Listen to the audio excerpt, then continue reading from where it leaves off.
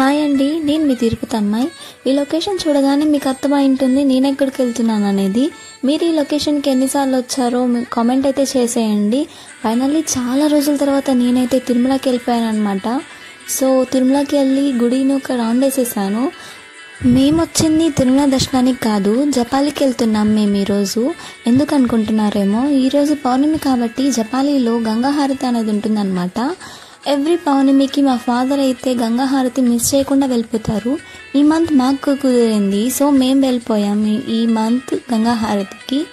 So మీరు అక్కడికి వెళ్ళగానే ఈ వృత్తులు అనేవి చాలా ఎక్కువ కనిపిస్తాయి. గుడి దగ్గర పడుతుండే కొద్దీ నాకైతే చాలా పీస్ఫుల్గా అనిపించింది, ఎందుకో తెలియదు ఆ లొకేషన్ అయితే. ఇక వెళ్ళగానే మేమైతే వర్క్ అనేది స్టార్ట్ చేసేసామన్నమాట. సో నేను ఇంకా మా కోతులు దీపాలు అయితే కడిగిచ్చేశారు. నేను పసుపు కుంకుమ పెట్టేశాను. అమ్మ ఒత్తులు అనేవి వేస్తుంది. వాళ్ళు కడిగేసి పెద్ద వర్క్ చేసినట్టు రెస్ట్ తీసుకుంటున్నారు. సో ఇంకా ఇక్కడ చూడండి, కోతి పరిగెత్తుకుంటూ వచ్చింది. ఈ కోతి వేరు, ఆ రెండు కోతులు వేరులేండి, కాకపోతే లక్షణాలన్నీ ఒకేలా ఉంటాయి. సో నేను పెట్టిన పసుపు కుంకుమ అనేది గంగలో కలిపి ఒక మంచి కోరిక కోరుకోమన్నారు. నేనైతే గట్టిగా ఒక కోరిక కోరేసుకున్నాను. ఇంకా దీపాలకి నెయ్యి వేయాలి, దాన్ని వేడి చేసే లోపు మేమైతే జపాలి టెంపుల్ ఒక రౌండ్ వేసాము.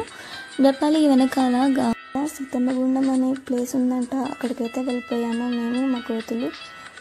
సో గుండంకి స్టార్ట్ అయిపోయాం. అది ఎంతో పెద్ద దూరం అన్నట్టు చెప్తున్నాను కదా, కాదు, వెనకనే. సో ఈ సీతమ్మ గుండంకి అయితే ఒక హిస్టరీ ఉందంట. సో ఈ పర్టికులర్ లొకేషన్లోనే సీతమ్మకి కాన్పు అనేది జరిగిందంట.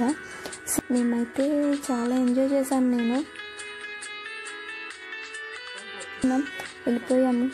అదైతే ఎక్కుతున్నాను మా కోతులు. నేనైతే వీడియో తీసాను కానీ నాకు లిఫ్ట్ కనిపించలేదు. సో అలా ఫైనల్గా పైకైతే చూడండి, గ్రీనరీ ఎంత బాగుందో. వాటర్ అయితే చాలా తక్కువ ఉన్నాయి. వర్షాలు పడితే బాగుంటాయంట, కానీ మనకు వర్షాలు లేవు కాబట్టి అంతగా వాటర్ లేవు, కానీ ఉన్నాయి వాటర్. అంత బ్యూటిఫుల్గా లేదు, వాటర్ ఉంటే ఉండదేమో మేబీ, కానీ చూడడానికి బాగుంది. కూడా చాలా బాగుంది, నాకు ఎంత నచ్చింది ఈ లొకేషన్. గ్రీనరీ అంటే ఎవరికి నచ్చదండి? మీకు నచ్చుతుందా? కామెంట్ చేయండి. ఇక మా కోతులు అయితే చెట్టు ఎక్కేసారనమాట. చూడండి యాజ్ ఇట్ ఈస్ ఎలా పాకుతున్నాడో కోతిలాగే, అందుకనే వాళ్ళకి కోతులని పేరు పెట్టాను. ఇక మేము అక్కడి నుంచి తిరిగి వచ్చేలోపు దీపాలకి నెయ్యి వేసి వాటిని అరేంజ్ కూడా చేసేసారు. కొన్ని మిగిలింటే మేము కూడా కొంచెం అరేంజ్ చేయము. మా కోతులు రెండు ఎక్కడ చూసినా కూర్చొనే ఉంటాయి అనుకుంటున్నారేమో, అవి ఎప్పుడు పని చేయవు, కానీ బిల్డప్ మాత్రం ఇస్తూ ఉంటాయి, అంత వర్క్ వాళ్ళే చేస్తున్నట్టు. సో 1008 దీపాలు అనేవి అరేంజ్ చేస్తారనమాట ఎవ్రీ పౌర్ణమికి. చూడండి అక్కడ స్వస్తిక్ ఎంత బాగా వేశారో. ఇక పొద్దుపోయేసరికి ఆ దీపాలు అయితే వెలిగించేశారు. ఇక్కడ ఫలహారి బాబా అనే బాబా ఉంటారనమాట, ఆయనే వెలిగిస్తారు. ఆయన ఒకటి వెలిగిస్తే ఇక భక్తులందరూ అన్ని దీపాలని వెలిగించేస్తారు. ఇప్పుడు చేస్తున్న ప్రాసెస్నే గంగా హారతి అంటారనమాట. ఆయనే అనమాట అక్కడ గంగా హారతి ఇస్తున్న ఆయనే ఫలహారి బాబా. కానీ ఆ లొకేషన్ అయితే చాలా అంటే చాలా బాగుంది. ఆ దీపాలు, కోనేరు, ఆ రిఫ్లెక్షన్ అనేది, అందుకనే వెంటనే వీడియో ఆన్ చేశాను. లైట్ అనేది సాయంత్రం పోను ఈ లైటింగ్ అనేది చాలా ఎక్కువ వస్తుంది. సో నాకైతే అక్కడి నుంచి రాబుద్దే కాలేదు. వెళ్ళకుండా అక్కడే ఉండలేం కాబట్టి ఇంకా తిరుమలకి అయితే మేము స్టార్ట్ అయిపోయాము. తిరుమలలో ఎవ్రీ పౌర్ణమికి గరుడ వాహనం అయితే ఉంటుందంట. మేమైతే తిరుమలకి వచ్చి గరుడ వాహనం చూసుకొని వెళ్ళాలనుకున్నాము. ఇక తిరుమలకి వచ్చేసి ఏడుకొండల వారిని అయితే దర్శించుకునేసాము. మా అమ్మ అయితే అష్టోత్తరాలు చదివేసింది. ఆ క్లిప్ ఇక్కడ పెడతాను చూడండి.